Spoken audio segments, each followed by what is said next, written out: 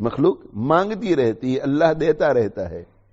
ایک کام تو اللہ یہ کرتے ہیں، مخلوق مانگتی رہتی ہے، اللہ دیتا رہتا ہے. تو اتنی ساری مخلوق مانگتی ہے تو کوئی لمحہ ایسا نہیں جاتا کہ جس لمحے میں اللہ جل جلالہ وعم نوالہ اپنے بندوں میں سے کسی بندے کی حاجت روائی نہیں کر رہا ہوتا ہے. ایسا نہیں ہوتا کہ سنیچر کو تو بہت لوگوں نے مجھ سے مانگا تو میں بہت مشغول تھا اور اتوار کو مجھے ذرا آرام ملا اس لیے کہ کم لوگ مجھ سے مانگ رہے ہیں. نہیں، لاکھوں کروڑوں لوگ مانگ رہے ہیں، لاکھوں کروڑوں لوگ اپنی اپنی حاجتیں مانگ رہے ہیں. تو کوئی لمحہ ایسا نہیں جاتا کہ اللہ جل جلالہ وعم نوالہ ان کی حاجت روائی نہیں کر رہا ہوتا ہے. اور پھر کارخانے عالم کو چلانے کے لیے کوئی لمحہ ایسا نہیں ہوتا کہ اللہ جل جلالہ وعم نوالہ کوئی تدبیر نہیں کر رہا ہوتا ہے. تو لوگ مانگ رہے ہیں، انہیں دے رہا ہے، ان کی حاجت روائی کر رہا ہے. اور کارخانہ عالم کو چلانا ہے، دنیا کے علاوہ بھی پتہ نہیں کائنات کتنی بڑی ہے. تو اللہ جل جلالہ وعم نوالہ سیاروں کو، ستاروں کو، چاند سورج چلاتے رہتے ہیں، یہ پورا نظام چلاتے ہیں دنیا کا. تو کل یوم ہوا فی شان، ہر روز. اور یہاں یوم سے جو متعارف یوم ہے وہ مراد نہیں ہے، عرفی یوم مراد نہیں ہے. کل یوم کا معنی ہر وقت. تو ہر وقت وہ کسی شان میں ہوتا ہے. اس کا مطلب یہ ہے کہ اللہ جل جلالہ وعم نوالہ چونکہ ہر وقت اپنے بندوں اور اپنی مخلوق کی حاجت روائی کرتے رہتے ہیں، انہوں نے جو چیزیں مانگی ہے وہ دیتے رہتے ہیں. اور اللہ جل جلالہ وعم نوالہ پورے عالم کو چلانے کی تدبیر ہر وقت کرتے رہتے ہیں. اس لیے کہ اگر 5 منٹ کے لیے بھی اللہ جل جلالہ وعم نوالہ کارخانہ عالم کی تدبیر کو روک دیں تو یہ تو ہر چیز رک جائے گی، یہاں کیوس ہو جائے گا. اس لیے کوئی ایسا لمحہ نہیں ہوتا کہ جس میں اللہ جل جلالہ وعم نوالہ تدبیر نہ کر رہے ہوں.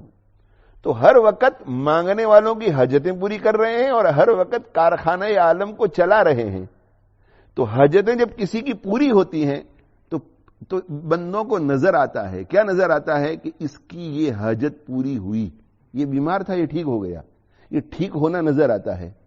یہ موت کے قریب تھا اور ڈاکٹروں نے کہہ دیا تھا کہ مر جائے گا، لیکن بندوں نے بہت آہوزاری کی اور اللہ نے بندوں کی آہوزاری کو سن کر فیصلہ کر دیا کہ اسے دوبارہ زندہ کر دینا ہے اور زندہ رکھنا ہے. تو بندے دیکھتے ہیں کہ مرتے مرتے بچ گیا، ڈوبتے ڈوبتے بچ گیا. پھر سورج طلوع ہوتا ہے، سورج غروب ہوتا ہے. تو حاجت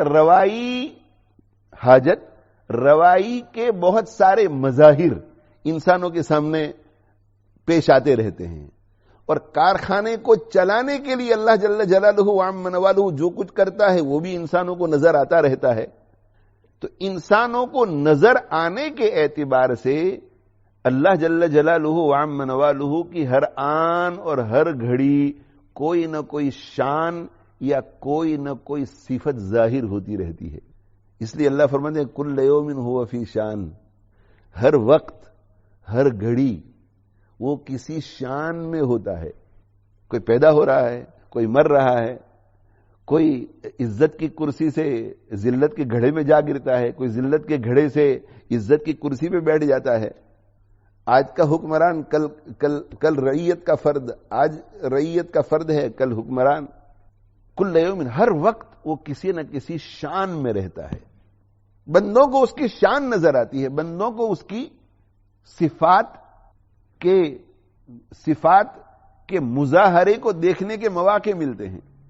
اب جب اللہ جل جلالہ وعم نوالہ ہماری مانگی ہوئی ساری چیزیں ہمیں دیتے ہیں، ہم ان سے مانگتے ہیں وہ ہمیں دیتے ہیں، اور ہر وقت جو ہے اللہ جل جلالہ وعم نوالہ اپنے بندوں کو دینے میں لگے ہوئے ہیں اور اپنے بندوں کے لیے اس کائنات کا نظام چلانے میں لگے ہوئے ہیں.